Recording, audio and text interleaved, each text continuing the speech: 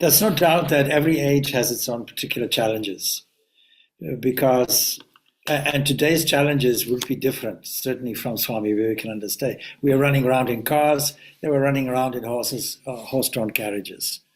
We have more than photography. Every camera, every phone is a camera, you know. So certainly technology has put us in a different way of handling the same problems, but they are only the same problems. Because we are dealing with, if he talks about religion, religion in some way has not moved on in terms of stipulating its doctrines and dogmas. There's a very important, which I'm recently quoting all the time, a very important talk from 1900 by Swami Vivekananda in San Francisco. Is Vedanta the religion of the future? And he actually casts a shadow of doubt on it, because what sustains religions today is you have to have fanaticism. Without fanaticism, you don't have an enduring religion. And so what is the nature of the fanaticism? He points out all religions have a book. But it's not just a book. They say this is the only sacred book. It's the most sacred book. So there are some people who say only our book. There are some people who use the phrase, the Bible says. Now I listened very closely to a Bible. I never heard anything. So the Bible says this. They personalize it, you see. And then if you don't have that, you'll see, oh, the church says this, the church says that. So every religion will have an element of uniqueness, according to them, this kind of exclusivism. That's what makes it. Survive, because it now becomes a part of the culture. What do we have here? We are in danger, as a Vedanta society, of falling into the trap of religious culturalism. Let's not fall into it. Let's make Vedanta the underlying religion, if you want to call it that, for all people. What makes it that? So what makes it that is there is no exclusive book with personalities, dogmas, doctrines, and so on. And then there are no personalities. You require a personality. What is Buddhism without Buddha? What is Christianity without Christ? What is Islam without Muhammad?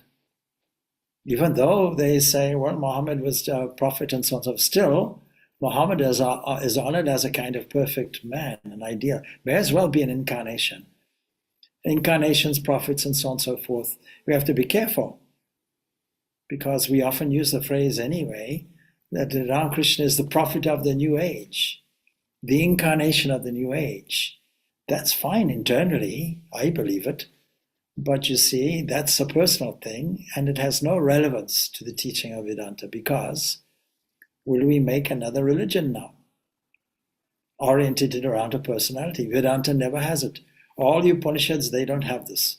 They don't have personalities involved in it. You can't identify one single person and highlight that in a special way. Many personalities are mentioned, but they're all at a distance. Sanat Kumar and, all of these things. We have Yajnavalkya, we have Janaka, we have all of these personalities, Gargya, we have all of these personalities. We have no idea who they are or we have some idea what they did, but that's it. There's no highlighted personality. That's another element of religion. So it goes on, in the exclusivism, you have to join our club. The other clubs are not so good. Now, there was a great movement in the 1960s where there was the Second Vatican Council, and there was a declaration called Nostra Aetate, which said for the first time, well, we respect all religions, have some element of truth in them, otherwise they wouldn't have survived this long. But the caveat is this: we alone have the fullness of it. They couldn't go as far as saying that there is this pluralistic society where every path is true. Vedanta says every path is true. So you see, those challenges have not gone away with regards to religion to start with. There's much more of a liberal aspect to it. So is Vedanta the religion of the future? It can take off in democratic societies where people understand the principle of democracy. There's a chance. So Europe has become more democratic. This is in our favor. America is the epitome of democracy. They overthrew the king. In France, they tell me the only religion in France is republicanism. They had all these revolutions and ruthlessly, decided that they won't like a king. They removed his head nicely, put it in a basket, carried away. So they decided that the more democratic process would take the place. In other words, we are all equal. Now in Vedanta, and yoga is its practical expression, we are all equal. What is the base of our equality? That we are all the same Purusha. Now, yoga doesn't go that far. Yoga as a philosophy doesn't go that far. Yoga as a philosophy says, the 3, 4, 5 people sitting here, there are that many Purushas. They had the generosity to put the whole of nature under one thing called Prakriti, but they didn't have the generosity to put all Purushas under one umbrella. Why? Because it's philosophically a little awkward, because if you gain enlightenment, it means we all have to gain enlightenment. If you drag yourself down, we're all dragged down if we're the same self. But you see, Vedanta overcomes that argument. It brings it up and says, no. That may be true in terms of individualities such as body, mind, and so on, but these are all aggregates. These are all material objects. And so, what is behind that? You can't have, if Purusha is infinite, you can't have 2, 3, 4, or 8 billion infinites. So at that level of Purusha, then there is only that oneness, and that brings us then to the Vedantic conclusion that this Atman, as it is described now, this self, is one with this Brahman. Now there are other versions of that. You can lead the mind toward that, no doubt. And religion will start doing that. It'll start with some basic things. After all, when you're a child, you won't study, complex equations and all of those kinds of things. You'll study the basic things, the foundation, and then you build up. So according to a person's understanding, maybe their cultural background, maybe their readiness, maybe their willingness, maybe their level of qualities and what have you, there will be something that will suit everybody. That will be a universal religion. That we don't exclude anybody. If you worship a tree, we'll include you. If you worship a spirit, we'll include you. If you worship 1,000,000 gods, we'll include you. If you worship one God, we'll include you. If you think that matter is the only thing that exists, we'll include you, but remove the word only. If you think that the only thing that exists is ideas, we'll agree with you and remove the word only. Step by step, we'll get this understanding, this revelation of the highest. And that's a worthwhile endeavor. Because if you get it all of a sudden, you'll have a military coup against it tomorrow. So let's not hurry the process, but let's not delay it either. And selfishness is a delaying factor. So the process, the protocol that is being selected is the protocol for all time. The process of yoga, as it is called, in the realm of day-to-day activities, in the realm of rechanneling your emotions, in the realm of understanding in a logical sequence and rational way, in the terms of exploring the inner world through meditation. All of these aspects are all called yoga. And so yoga is not only the way, but is also the destination. That is yoga as a practice. Now, Raja Yoga deals with yoga as not only a practice, but also a philosophy. And the philosophy is the basis for the practice. Without the principle, how can you do any practice? Without knowing that there is a Mount Everest, you will not endeavor to rally all your energies around and do all your training and go and climb it. There are many factors involved, and it starts off by rallying the will. There has to be a reason why you want to do it. If you don't have that reason, then it becomes dull. In modern times, if there's no reason to orientate yourself toward any form of practice, well, then you'll simply sit and commiserate. What a pity. That will be your fate. So circumstances have changed from this point of view, perhaps, and I'm talking only of the developed world. We have to realize we live in a world with many, many people, and a good number of those people, a good percentage, are not getting proper nutrition. A good percentage of the world population are still below the poverty line. We don't think of that when we live in a wealthy country where we have everything at our disposal. So from the developed world point of view, we've become very impatient. We have lost our patience. And if you go according to this well-known dictum from Swami Purnananda, we see that 3 P's are there. Not peas that you eat, but 3 P's are there. What are they? Purity, patience, persistence. These are the 3 things. We have to have these 3 qualities. Nothing has changed. Human nature has always had to deal with the primary obstacles of ignorance and egoism. And you see, according to the Sankhya and the yoga philosophies, which everybody also follows, there is a structure. And the structure in yoga is declared in the Patanjali Yoga Sutras, that is, Raja Yoga is a commentary on these. We will see that the mother of all obstacles will be general ignorance. What does that mean? It means the way we see the world is a mistake. This world is here by mistake. We have made a boo-boo, a mistake. And because of that, we rally ourselves around a small bubble called ego, I.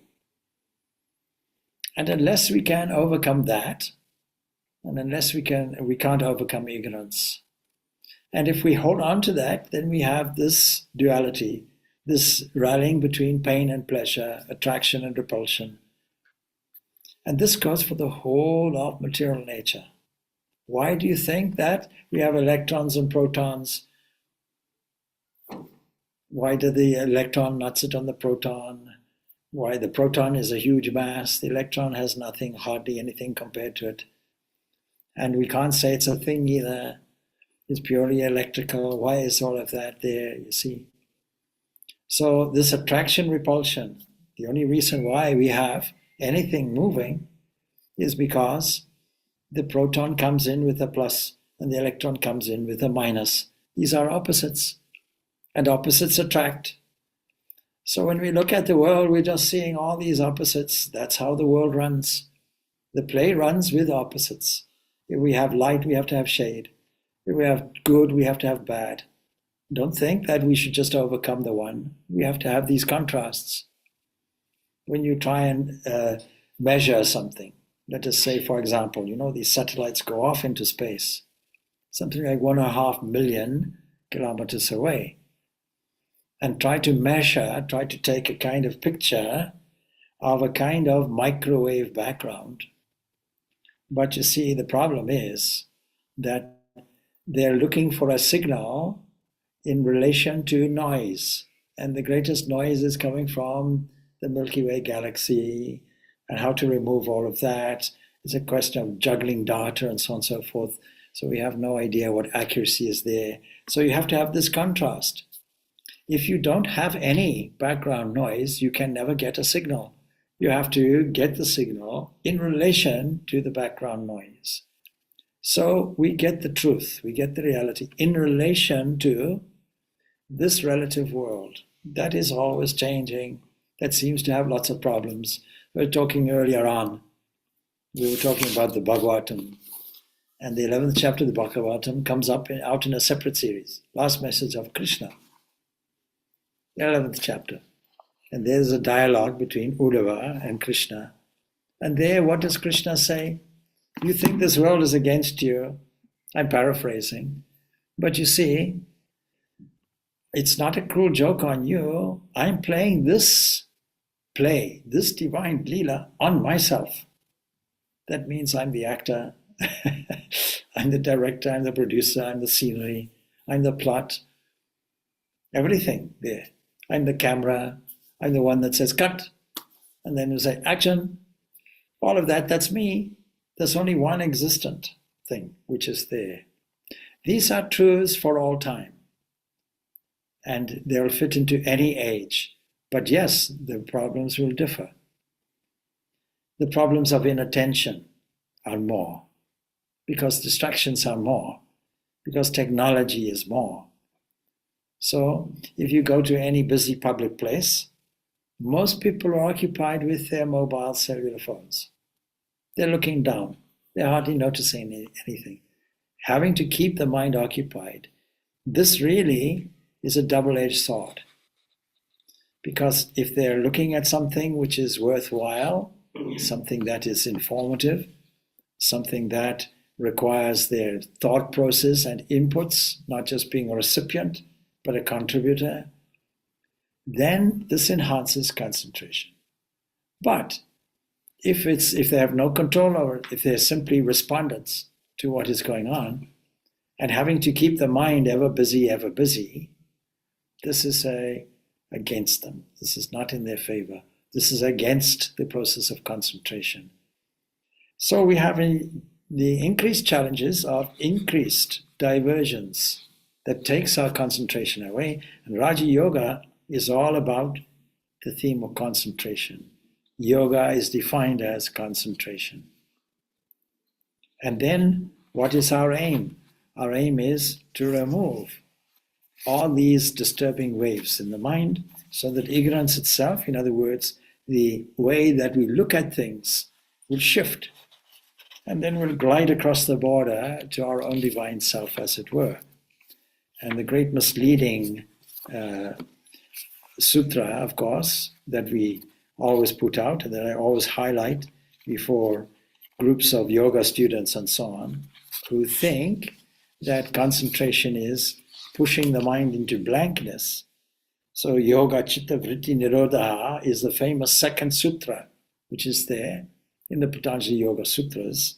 Be careful, because this is the ultimate aim of settlement. This is the ultimate state of concentration. It's not the beginning state of concentration.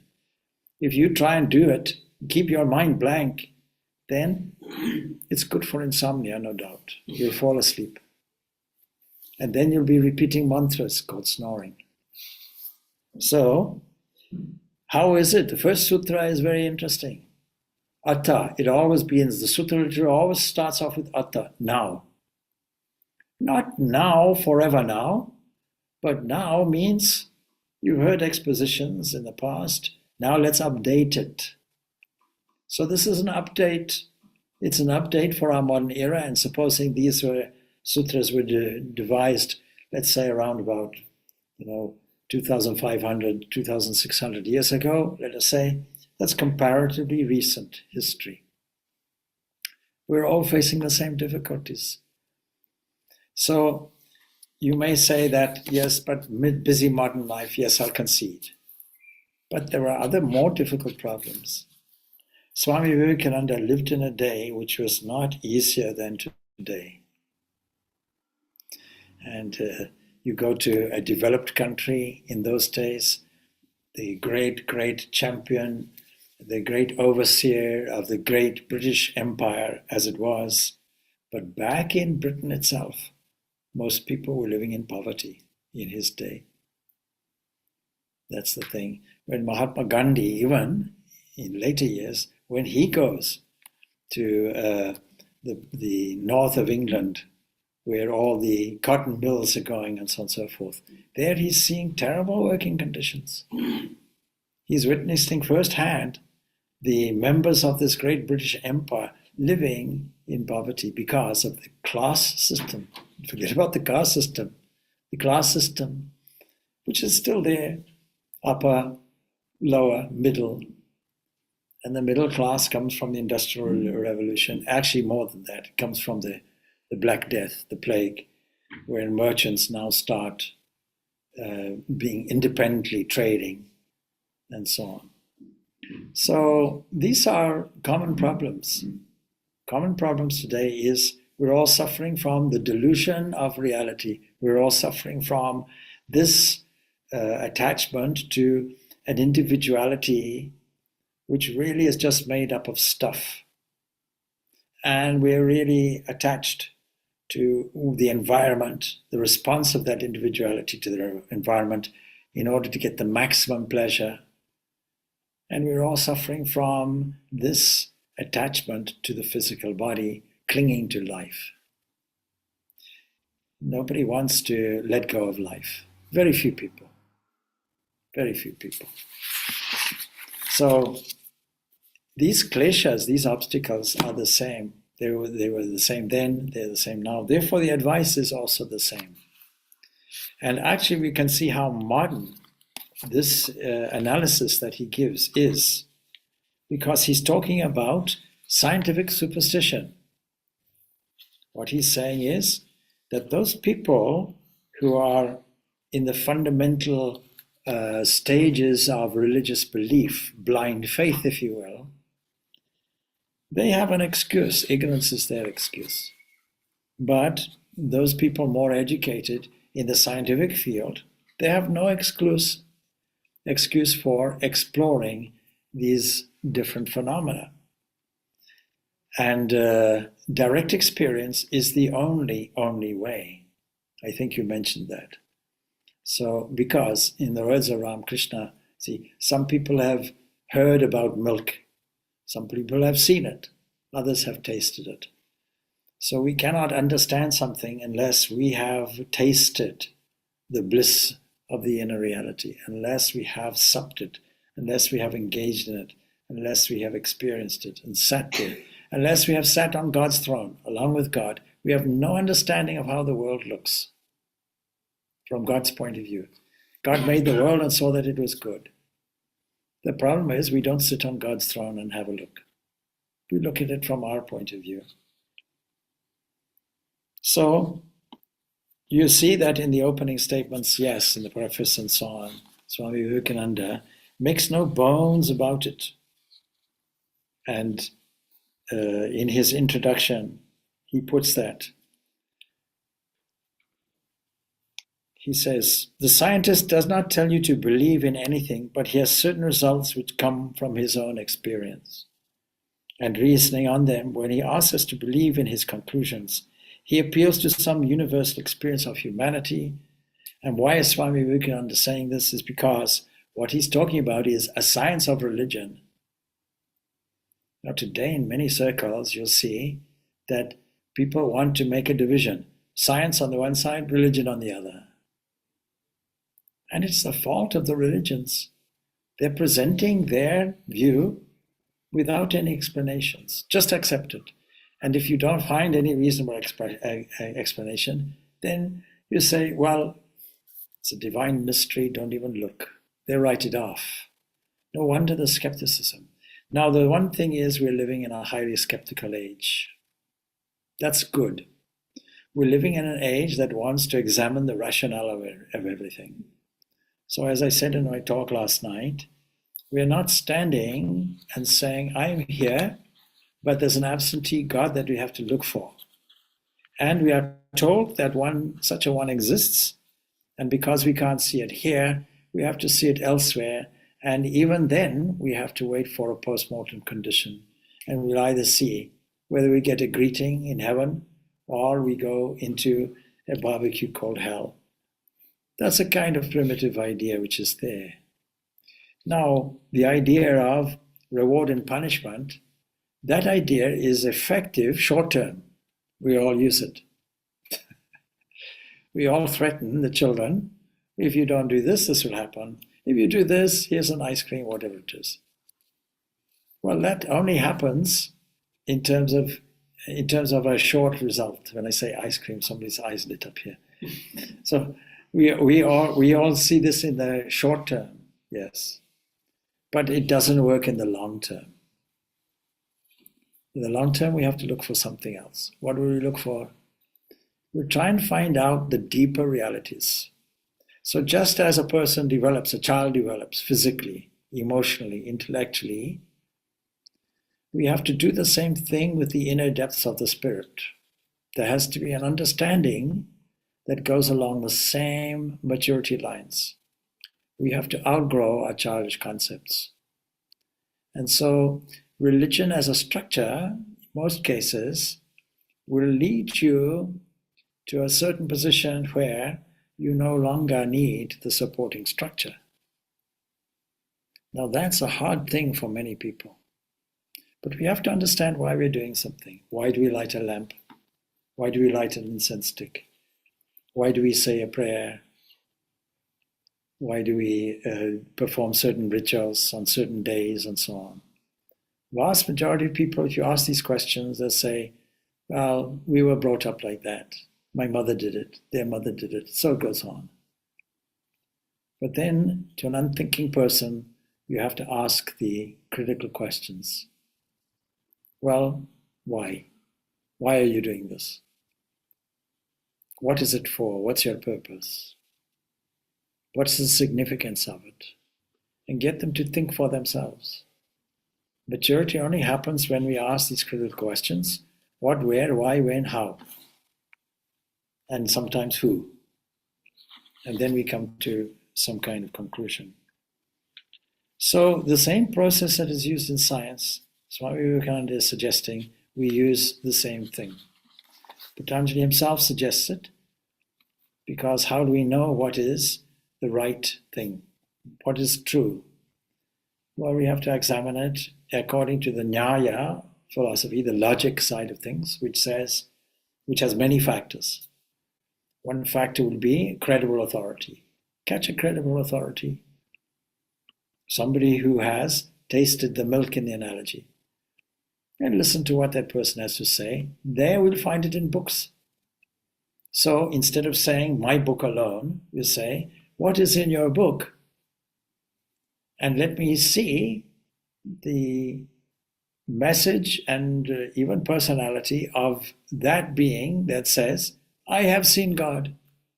I've experienced the soul. Catch that. And then wait.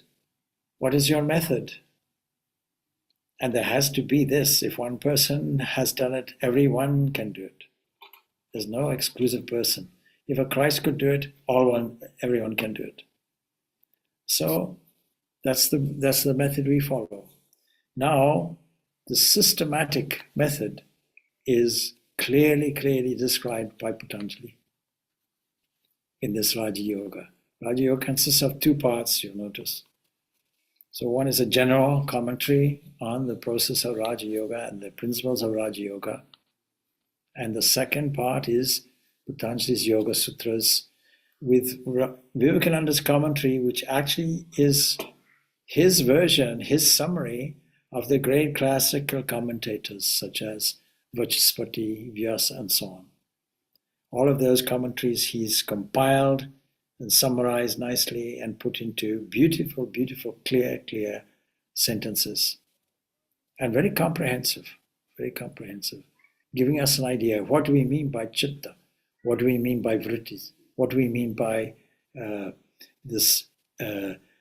He even puts it in the psychology terms. There is the subconscious, there's the conscious mind, there's the superconscious.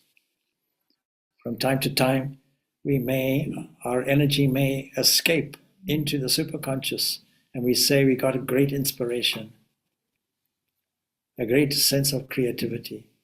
And say, where did it come from? It came to me. We have that expression, as if it came from outer space. But it's come from inside. And he makes it very clear. There can be nothing coming from outside. It all comes from inside. There are two principles in science. One is the highest generalization must be the most truthful. For this reason, science is trying to develop a theory of everything, trying to reconcile everything together. But as I pointed out in a talk last night, the ancient Vedantins, they did it already. They said, yes, everything is united, and they use an example. Now, this example is a non-dual example. But we have to understand that the yoga system is a dualistic example, a dualistic system with a non-dualistic inference on it.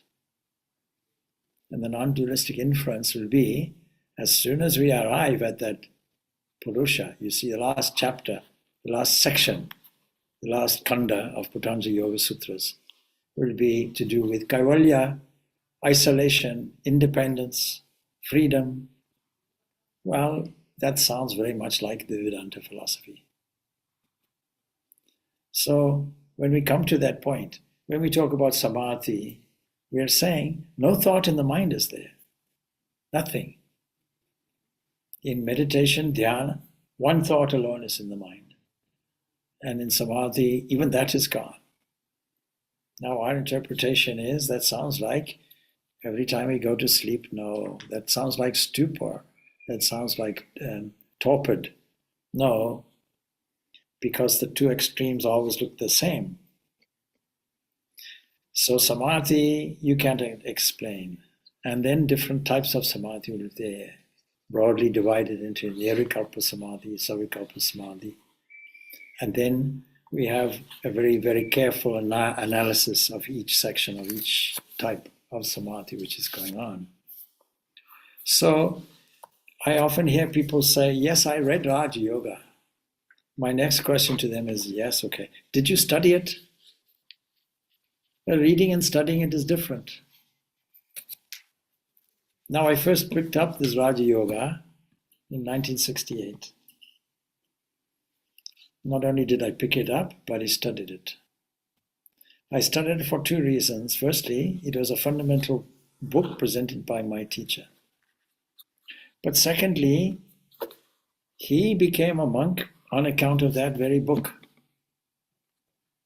As a student, when he was maybe 14 years of age or so, there was a schoolmaster who had studied hypnotism with big bulging eyes.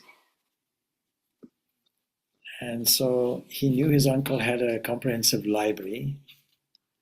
So this is all in Trichy in Kerala. So he went through the library to try to find a book on hypnotism with this idea: this man is not going to hypnotize me. If anything, I'll hypnotize him. He's looking through the books, and while he's trying to find something, his uncle comes in. What are you looking for? A little sheepishly, he says. Then his uncle says this most profound thing.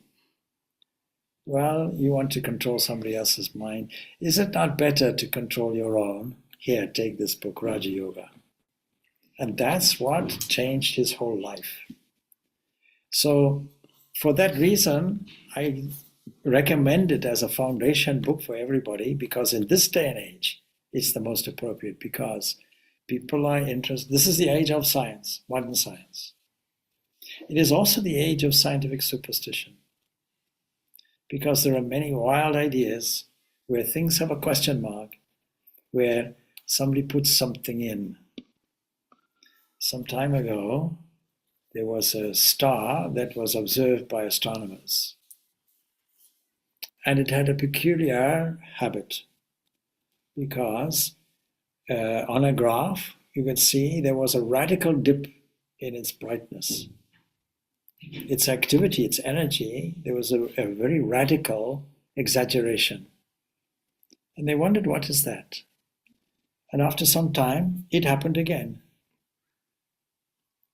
Then they thought, oh, I see, that must be a planet going around, interfering with the light, the luminosity.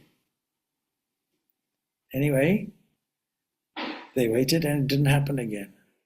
Then it happened in such an exaggerated way that it was a great puzzle.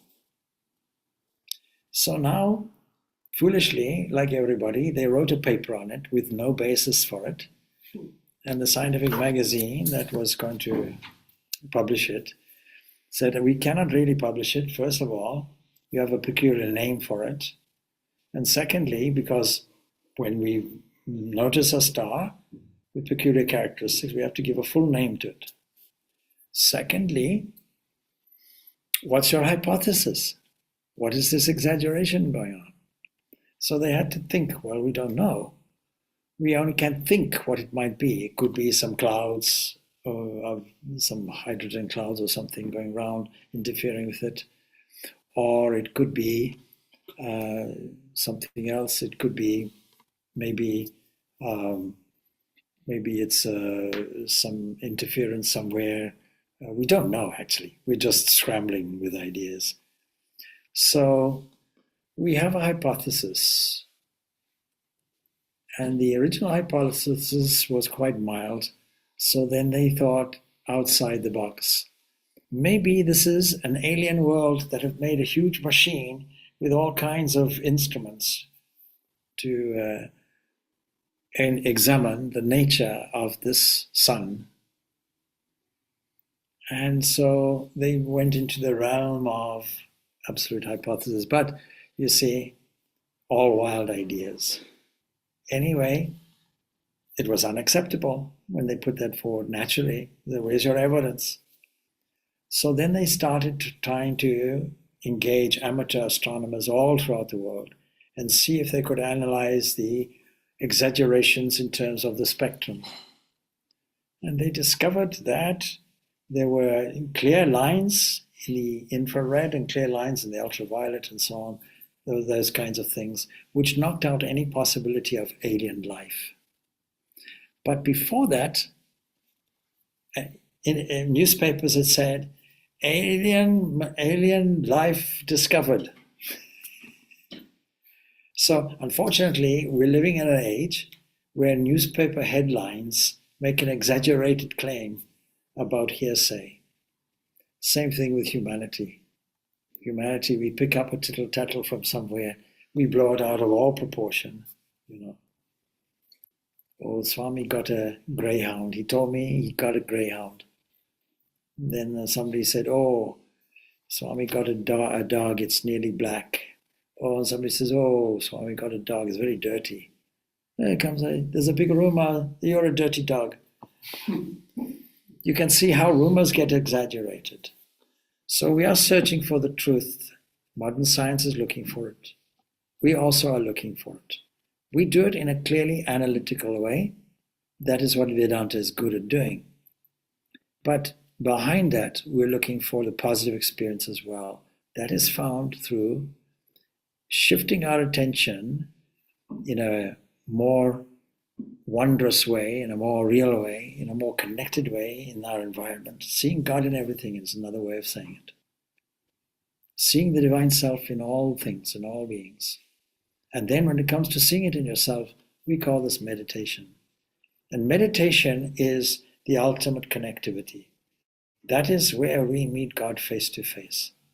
In the heart, in the middle of the heart, that is where we meet Him. And so this whole book is a book on meditation. And it is there, and the approach is there, and the protocol is there for all time, regardless of whether Swami Vivekananda lived with carriages or cars. And the problems were different, but there were problems as well. And the central problem is always the same. Summarized as the kleshas, the obstacles, that there is avidya, ignorance, that there is ahamkara, a sense of I, that there is this attraction and repulsion going on, and that there is this clinging to life going on. And all of that has to be dealt with. We can do it systematically, and we should do it systematically. And we shouldn't be in a hurry either, but we should do it. All right, so I don't know. I hope I answered the question. So, yes, thank you very much. Okay, all right. Thank you. Any other questions before we wind up? Yeah, it's all about, like you said something very interesting. It's all about signals, and that's, having insights and signals. Yeah, that's the thing. You see, there's a little girl here. That's you. We had a small conversation. So, you see, where is God? Well, God is everywhere. But that's a standard question, not easily understood, because is it in a table, in a chair, in a cup, and a saucer? Swami Vivekananda had this difficulty also. He used to mock it. Oh, the Advaita, they say, oh, God is it God in this cup? Isn't it? So like that. The answer is yes. But don't blame God if you can't see it. So what is our ignorance composed of? It's composed of God hiding inside that or behind it, whichever you choose. Why should God hide from you? Well, actually, strictly speaking, it's only that something is in front. Something is manifested in front. And you may ask, why is that? It's so we can discover what is behind. So the whole of life then is a signal. Now, if we have enough cleverness, we'll see it. But if we simply ignore it and don't think that it is a signal or a sign, well, then that's our own stupidity. It has nothing to do with God. God has no business with it. So this world is presented to us. When we look at it carefully, then we'll see it all dissolves. Just like a mirage. When you look at a mirage closely, the apparitional aspect of it is gone. It's finished. It all disappears. Just like this waking state disappears completely in a dream. And even those dream events disappear into a dreamless sleep and reincarnate tomorrow so that you can have breakfast. No, but I know the dual challenge would be like I know the dual challenge would be to analyze beyond nowadays beyond the imagery that can be easily modified, easily or by work like with studios and things like that. Hollywood did it very well, for years with movies. But I've been advised to avoid a little bit more these movies and go more to documentaries. So things that Yes, are more. but you see, we're living in the middle of a movie. We didn't come in at the beginning, and we're not going to stay to the end. And we have to work out what the plot is. It's not asking somebody, they never saw the movie also. Don't say, what's this actor doing? Why are they doing that? If you do that in a movie, people will say, shh, wait for the interval or wait till the end. I'll tell you all about the end. But at the end, they're too tired, forget it. Work it out for themselves. We have to work it out for ourselves. That's part of our adventure. Yeah, that's right. The only thing is, we have to find out what is the performance, when is it on, what's the name of it, and who's playing in it. And there's only one answer. Religion calls it God. God is the plot, the director, the scenery, everything, the whole thing. So in other words, an appearance looking like this, with multiple facets, multiple faces, multiple manifestations, and we have to see it in this way. And the more we study it, the more we will see it. So part of meditation will be to take any aspect of it, any point of reference, and allow that to lead us inwards to find out what is the thing which is steady and never changes. Everything else we find has the characteristic of changing. Why would we take it seriously? You see the trick? And so, what we call divine manifestation is also called nature. And this nature is designed to keep us here, to hold us in ignorance. We call this Maya, but has the capacity to release us also. So Mahamaya, this is capturing us, imprisoning us, but really it's impossible. It's deluding us to tell us we are not free. We are free. We just don't know it. We have invisible bars. There's a book called The Imprisoned Splendor by Reynold Johnson, great scientist, trying to investigate all the scientific phenomena from a scientific point of view. He's doing what Swami Vivekananda is recommending in the Swaja Yoga. Why don't you investigate it? There are charlatans, and there are charlatans today. So don't forget, in Swami Vivekananda's time, it was very fashionable to go into the spirit world, to work with ghosts and things, That was a fashionable thing. And so, well, if you want to think about ghosts, you probably become a ghost. So there were many charlatans of that time. The great illusionist Houdini, he set a challenge to spiritualists. He said, whatever you do, I will repeat, but the difference will be, I will do it through trickery and illusion. And you can have a bag of money, I don't know how much the prize was, if you do something and I cannot replicate it, but I'm replicating it in a clever way. I know how I'm doing it. There's nothing supernatural in it. So Swami Vivekananda highlights this, and there are many such charlatans today. Nothing has moved on really, because there are many charlatans today. If you have an exhibition where somebody sits there and what they do is they levitate, that person will make loads of money. You can create millions of followers. And with the World Wide Web, like that. People who have charisma and so on and so forth, that's okay. But is there any solidity to it? Is there any depth to it? Is there any reality to it or truth behind it? No. Though there are many charlatans, there's no doubt today. Nothing has moved on from there in a way, in a sense. It's just now they're easier to catch. We know all the tricks. Even illusionists cannot hide their tricks anymore. Even children are so smart today, even if you show them a simple coin trick just to entertain them a little bit, they'll know exactly how it's done. They'll say, oh, it's in this hand, or it's there. They know exactly. You can't fool them at all. So this is an age where you have to present reasoning.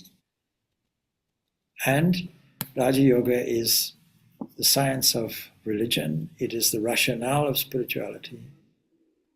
Because anything that is irrational, we have to dismiss. So what is the criteria that we use? I began telling you this, I don't think I finished. Credible authority. Secondly, inference. Verbal testimony, inference. And then from inference, what is inference? If on the hill you see smoke, then you'll infer there's a fire there. Without seeing the fire, you infer fire is there. That's the only explanation for the smoke. Unless a million hippies are sitting on the hill or something like that, you'll understand there's a fire there. And then the next thing is, you just try and find out an explanation for it. And then you'll do the experiment that those who provide the verbal testimony have told you, this is the way I found it. So this is what you're calling the protocol, the system, the discipline. And then, having done this experiment, then you'll find whether it's true or false for yourself, independently. See the glory of Buddha, what he did. No map, no compass. He sat down, only with a strong will. I will not budge from this place until I find out the truth. And that transformed a person of the Shakya clan, Shakya Muni, the silent one of the Shakya clan, Gautama Siddhartha, transformed him into the enlightened one, Buddha, one of enlightened buddhi, intellect. So we all have that opportunity. So what did he do? He says, here's your prescription. You're all suffering. You need a medical prescription called an Eightfold Path. Everyone should follow it. And every religion prescribes the same thing in its own way. Purify the mind is the key. Once you purify the lens through which you are looking, like looking at it through binoculars. I can't see anything. No. When last did you use them? 20 years ago. Okay. And look at the lenses. They're all scratched and deposits of things here and there. Clean the lens. Once you clean the lens, Ah, okay, thank you. You have revealed something. No, you just clean the lens. So clean your lens. Clean. The lens is the mind. Mind is like a telescope. And with a telescope, we can look through it. We can look at it. We can look away from it also. Refine your mind. That's the key. All right. So everything is a signal, a kind of signpost. Look here, look here, look here, look here. Did you see me? Did you see me? Did you see me? If you saw me, then you would have an attitude of adoration, wonder, and thankfulness. Cultivate that. Count your blessings every day and write them down. All right. If there are no other questions, we'll leave it there. Thank you. Thank you. Om Shanti, Shanti, Shanti. Peace, peace, peace be unto all. Ram Shanti. All right. Thanks. Thank you, Swamiji. Thank you, Swamiji. Thank you, Swamiji. Swamiji. Thank you, Swamiji. Om